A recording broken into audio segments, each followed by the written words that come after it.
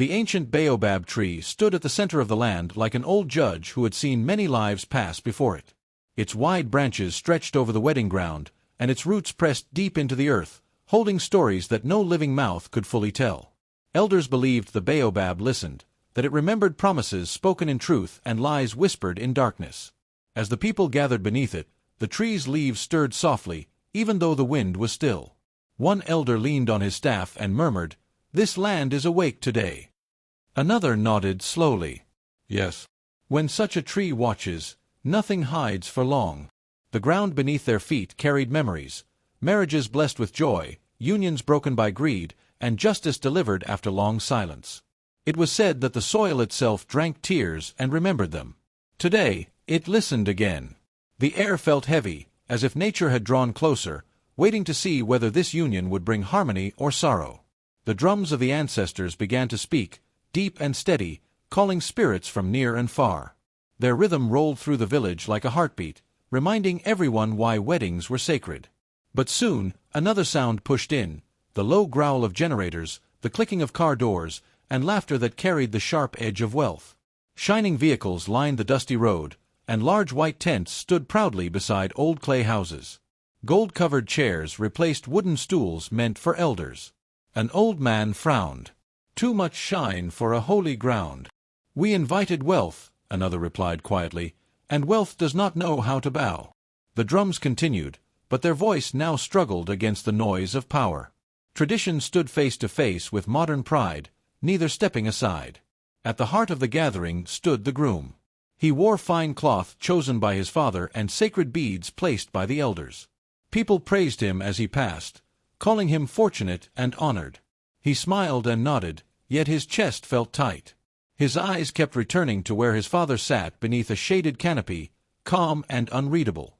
"You are a lucky man," a friend whispered. The groom forced a smile. "Luck carries weight," he replied softly. Inside him, two paths pulled in opposite directions.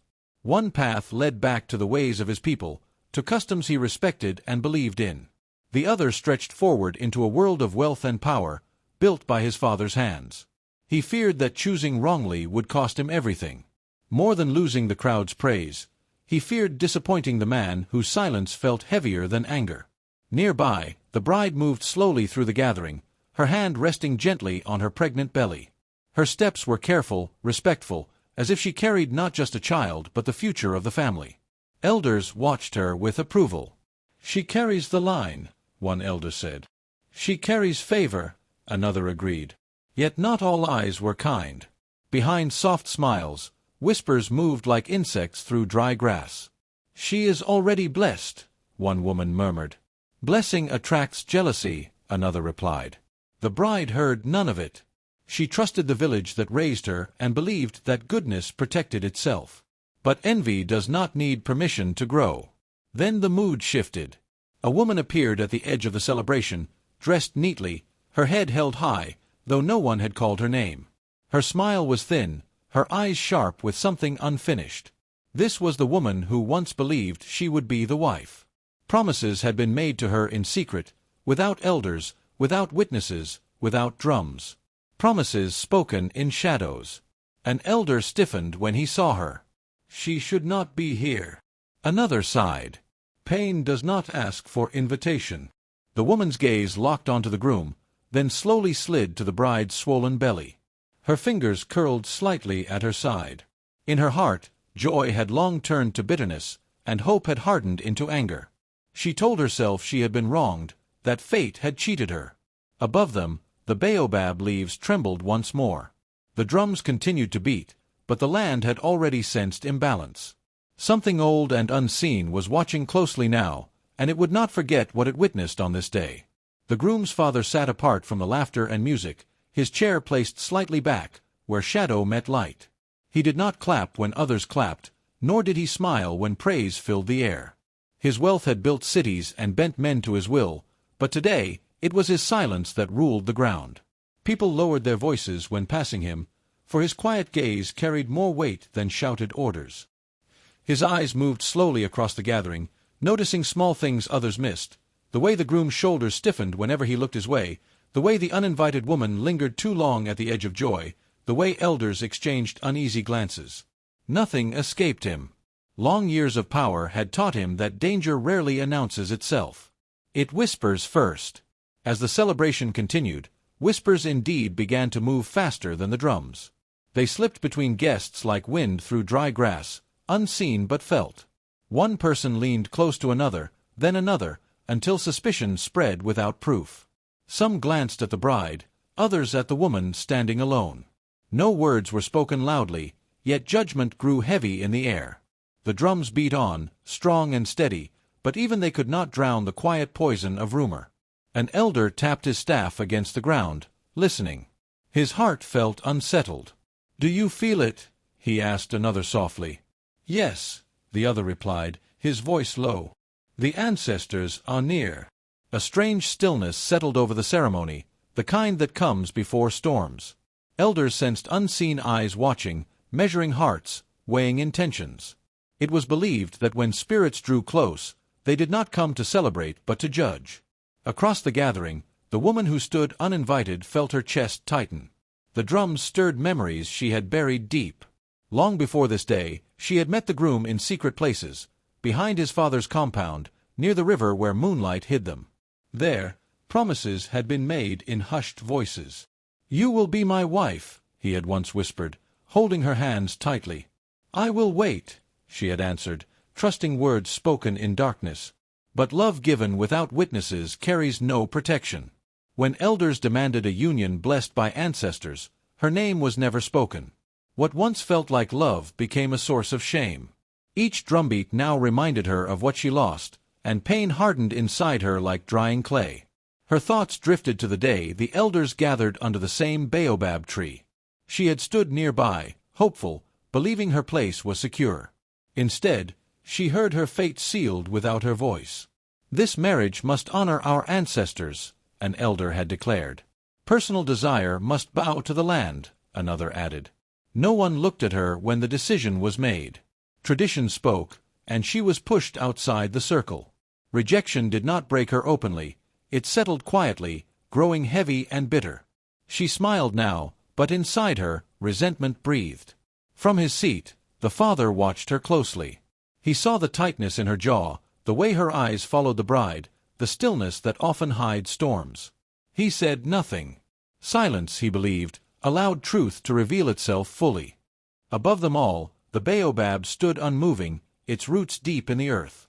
It had seen promises made in darkness before. It had seen pain turn into betrayal. And as the drums continued and whispers spread, the land held its breath, knowing that memory was turning into something far more dangerous than thought. The woman who had once been promised sunlight now wore a calm face, but beneath it, fire smoldered. She moved among the guests as if nothing had changed, smiling faintly when someone bowed or offered her greeting. Yet every step, every careful nod, was measured. Rage had become a quiet companion. Pride, once wounded, now whispered that restoration would come, but only if she acted carefully, like a shadow creeping under moonlight.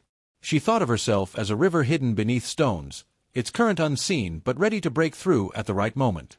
Her envy grew like roots beneath dry soil, twisting deeper every day, feeding itself in secret, unseen by those who smiled at her without knowing the weight she carried.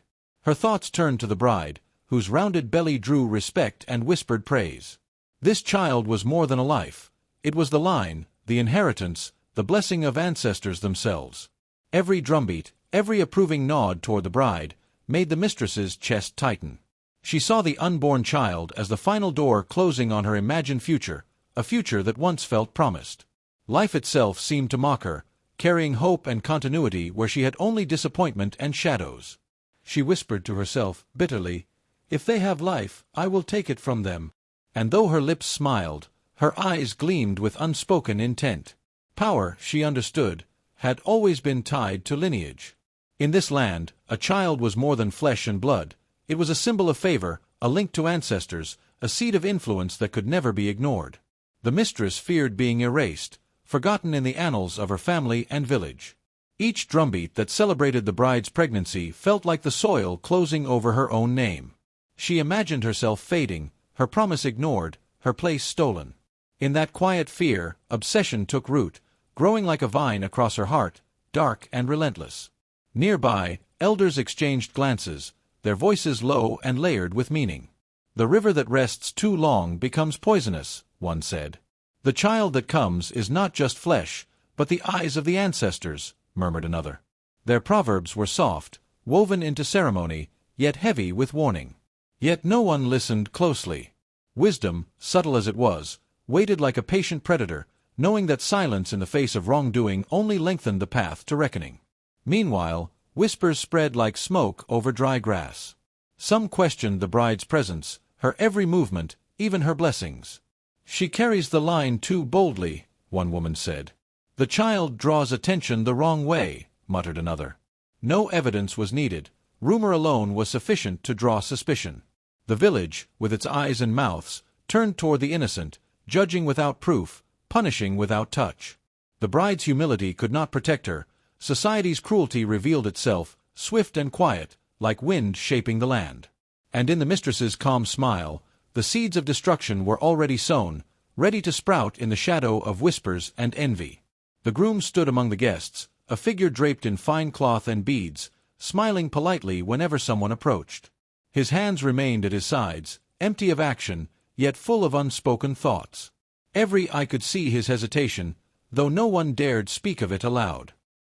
He believed that by not choosing sides, by not confronting the woman whose envy brewed like dark water beneath calm skies, peace would return on its own. "If I act now, I will dishonor everyone," he told himself quietly, though fear weighed heavier than pride. And yet, his silence fed the danger, each unspoken word watering a storm that waited in shadow. Around him, life continued as if calm had returned. Guests laughed, children ran beneath the baobab, and drums kept steady time. But silence is a hollow space, and in it, the mistress moved like a shadow. Each quiet step, each careful glance, became planning. Inaction became consent. Without intervention, her plans gained weight, and disaster began to feel inevitable, creeping closer like smoke curling beneath the wind. Her eyes lingered on the flames that danced in cooking pots and ceremonial fires. The bright orange tongues of fire fascinated her, the way they could warm, heal, and purify. But she saw another truth in them. Fire could burn as easily as it could bless. It could cleanse what is corrupted, she thought, or erase what stands in her way. The mistress studied the ritual fires as if they were teachers, learning the secrets of transformation hidden in their heat. Destruction, she decided, could disguise itself as cleansing. Soon, fire became more than a lesson, it became a tool. The warmth meant to feed bodies could be redirected to feed her vengeance. Flames once sacred, shared in blessing and ritual, were now instruments waiting for her hands to guide them. The line between ceremony and violence blurred. Tradition, she understood, could bend to intent. What was holy could be used for harm if ambition demanded it. From his place beneath the shaded canopy, the father observed. His eyes, dark and steady, caught movements others dismissed as ordinary. He saw the subtle tightening of her jaw, the way her gaze lingered too long on the bride, the careful handling of ritual objects. Experience had taught him to recognize ambition twisted into malice, and he had seen it before, familiar as smoke on the horizon of business or bloodlines. He did not rise to warn. He did not shout. Instead, he waited. Observation, he knew, was stronger than intervention when truth must rise at its peak. He leaned slightly forward, voice silent, heart steady. By letting the unfolding act reveal itself fully, he allowed justice to emerge in its truest form. Silence became his tool, his judgment as sharp and patient as a blade hidden in shadow. Fate, he understood, moves fastest when allowed its path. And so he waited, unmoved by ceremony or praise, letting truth prepare its own reveal. Night descended slowly over the village, folding the celebration beneath a soft, dark veil. Lanterns glowed like small stars among the tents, but shadows pooled where they could not reach. The drums continued their steady rhythm, carrying laughter and song through the air, yet something more moved among the shadows, silent, patient, waiting. In this quiet hour, elders said, the ancestors saw most clearly, their eyes piercing beyond the veil of day, reading hearts and intentions that humans could not. The night held both joy and danger, and in its embrace, the thin line between the two trembled. The drums grew louder, echoing across the ground, drowning out smaller sounds. The rhythm lifted spirits, making hands clap and feet stamp in unison, but it also masked whispers and soft footsteps. Celebration became a shield, a cover for movements unseen. The mistress walked among the guests, her steps measured, silent, while the music carried her intent safely past curious eyes. Sound replaced vigilance, attention shifted to joy, and danger took advantage of that shift. Meanwhile, the bride, glowing with anticipation and trust, allowed herself to be guided to a ceremonial hut. "Rest here, my child," an elder whispered, placing a gentle hand on her shoulder. "The ancestors bless your sleep." She nodded, unaware that this separation, meant to preserve her strength and honor, also left her vulnerable. Her husband waved from afar, proud and trusting, believing that tradition itself provided protection. Yet in that moment, what was meant as safety became an illusion, for vigilance had been replaced with faith, and faith alone could not stop what had begun in secret. Inside the hut, the air was cool and scented with herbs, the kind meant to bring peace and blessing. Candles flickered along carved wooden stands, casting dancing shadows on mud walls. No guards lingered, no watchful eyes remained, trust was assumed. The bride closed her eyes, leaning gently against the carved doorway, imagining only warmth, family, and ancestral favor. Outside, the world had shifted. The space designed to protect had become the quiet stage for danger, its walls too thin to hold the intentions gathering nearby. Beyond the hut, the mistress moved with purpose. She called a servant over with sudden urgency, her voice soft but sharp, a perfect mix of concern and command. "Quick, fetch this, carry that, do not delay." Distracted by helpfulness, the servant obeyed, leaving gates unlocked, paths open, and doors lightly latched. No one suspected deceit where kindness and urgency intertwined. Community trust, sacred and natural, had been weaponized without a sound. The mistress smiled faintly, letting the night and the music do the rest. In shadows, betrayal walked freely, cloaked in the guise of service, waiting for the moment when intention would become action. The mistress moved through the shadows with the grace of someone performing a sacred ritual. Her hands carried bottles of oil, ordinary in form but heavy with intention, each step deliberate, measured, as if the air itself bent to her will. She whispered to herself softly, words twisted from old prayers, turning household objects into instruments of harm. "Let what was denied be claimed," she murmured. To anyone watching, her calm seemed reverent, almost holy. Yet every movement was steeped in vengeance, a tradition reshaped by personal desire, turning everyday life into a path toward destruction. The oil in her hands became more than liquid. It was a promise, a silent offering to the night and its unseen powers. Flames licked along the edges of the hut, the ceremonial fire now at the center of her mind. Fire had always carried warmth, cleansing, and life, a tool for blessing the land and its children. But tonight, its meaning was reshaped. Hatred draped over its tongue like a cloak, and the mistress saw only destruction hidden behind the mask of ritual. The flickering light seemed to whisper, urging her forward.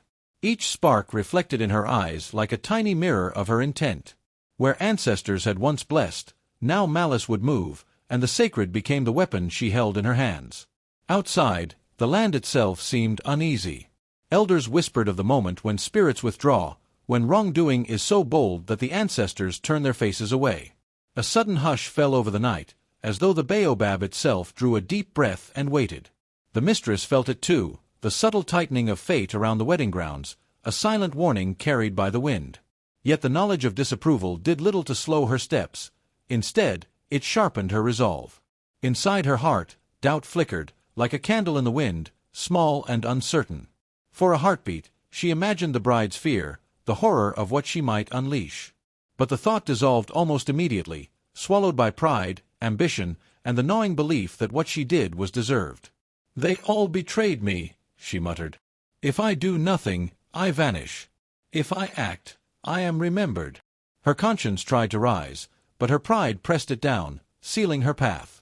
And so destruction was chosen, carefully wrapped in the illusion of fairness. In her mind, punishment had been earned. She justified each step, each careful pour of oil, each spark she imagined igniting. Pain became fairness, anger became justice, and the lines that once separated right from wrong were erased. Tradition, moral law, and human decency bent to her will, leaving only the shadow of vengeance to move silently across the night, carrying both prayer and threat in its wake. From the edge of the ceremony, the billionaire father's eyes traced every movement, unblinking, unwavering. Wealth had earned him respect, but in that moment, it was his gaze alone that commanded fear. He noticed the subtle tension of shoulders, the glint of malice hidden behind polite smiles, the hands that lingered too long near the ceremonial fires. Experience had taught him that when intent crosses into action, it reveals itself in the smallest details. Tonight, he recognized the moment fate tilted, silent, unstoppable, and invisible to all but those who had seen many storms pass. A sudden shimmer of orange caught his attention. The oil, long prepared, ignited. Flames licked the earth where offerings had once burned safely. Sacred ground, meant to bless and protect, now felt the heat of betrayal. The land itself seemed to tremble, as though the ancestors were stirring, uneasy and withdrawn.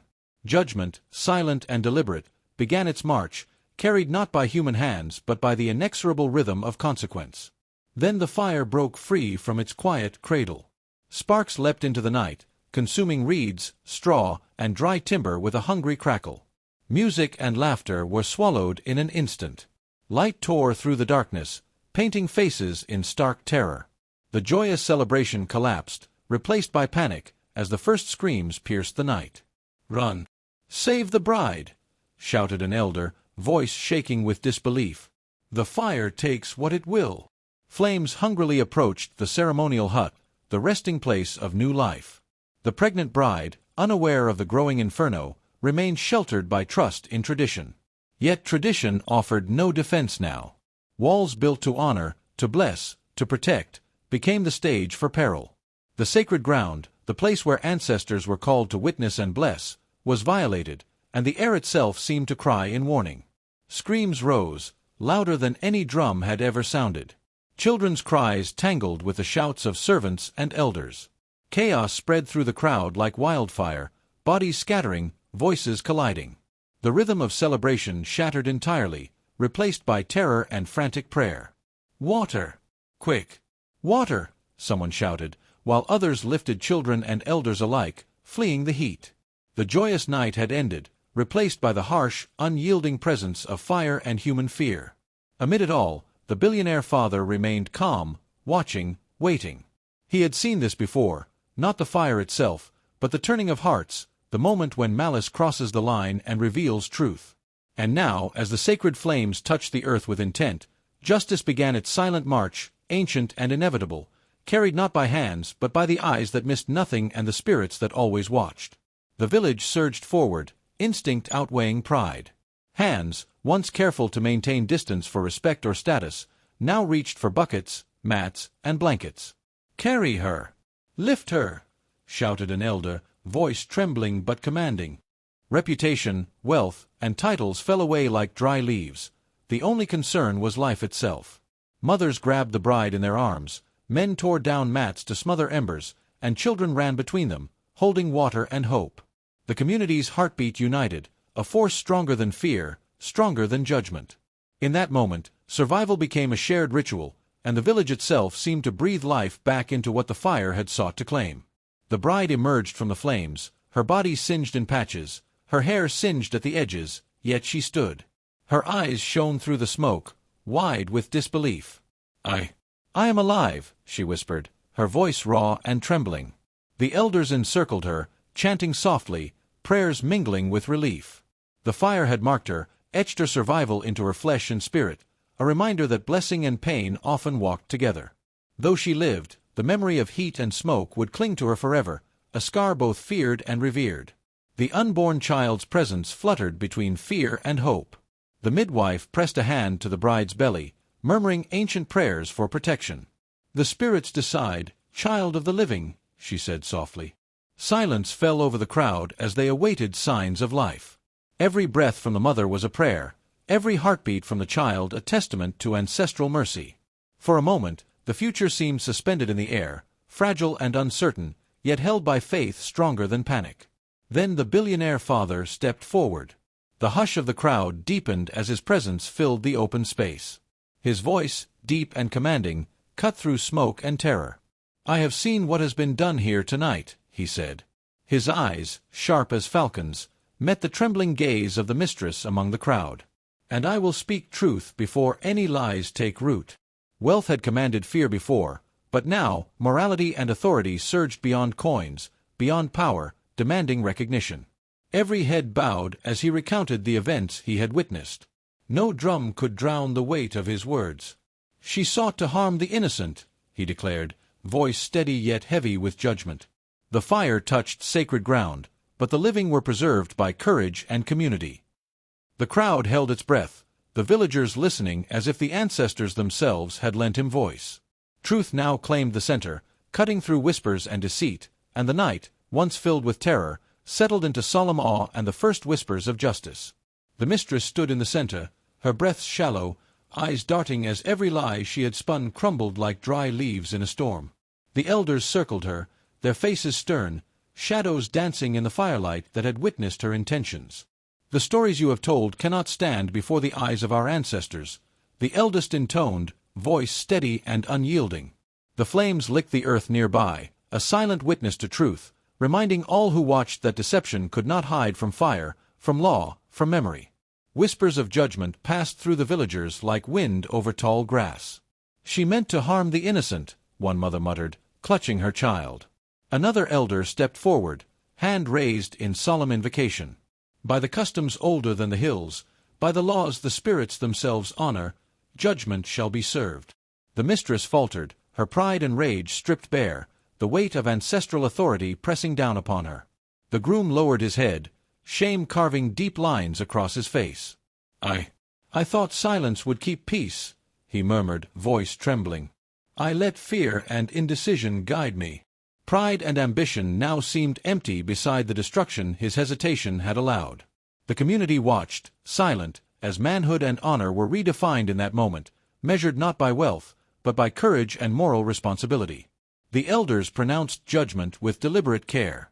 Punishment was neither hasty nor vengeful. It reflected balance, correction, and ancestral wisdom.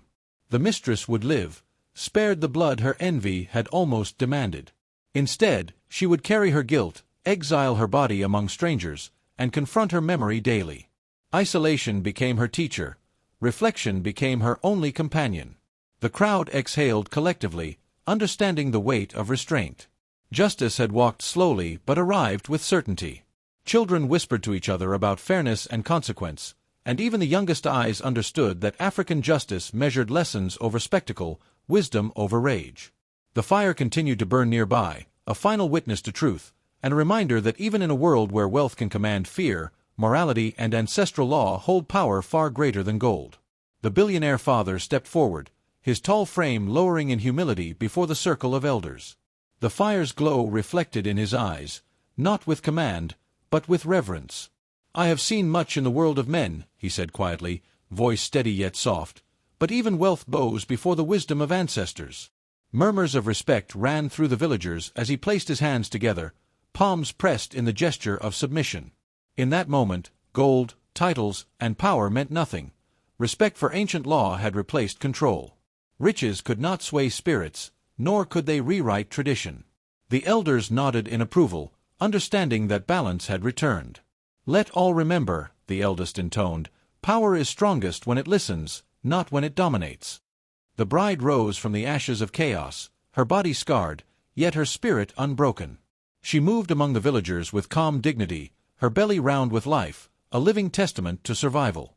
Mothers whispered encouragement, children watched in awe, and even those who had once doubted her courage bowed in respect. Pain had shaped her, but it did not define her, resilience had. Those who had spread whispers and allowed suspicion to fester now hurried to care for her. Hands that once judged now held water and cloth, voices that had mocked now offered prayers and songs. The village, once fractured by envy and fear, began to heal itself. The elders turned their gaze to the child, still hidden in the mother's embrace. "If this child lives," one whispered, "it is not chance, but mercy from our ancestors." Life itself had become a symbol of forgiveness, a thread of hope woven through tragedy. The flames, which had threatened destruction, now told a story of truth. Envy had consumed its bearer first, and the silence that allowed it had been named for what it was: betrayal. Every eye in the village remembered this lesson, a warning etched in memory and fire. Finally, wealth and tradition stood side by side. The father placed his hand on the mother's shoulder, not as a ruler, but as a guardian learning anew. The elders nodded in approval. Modern power had learned to walk humbly beside ancient wisdom, and for the first time since the fire, the land seemed to exhale, resting under a sky heavy with stars, safe once more.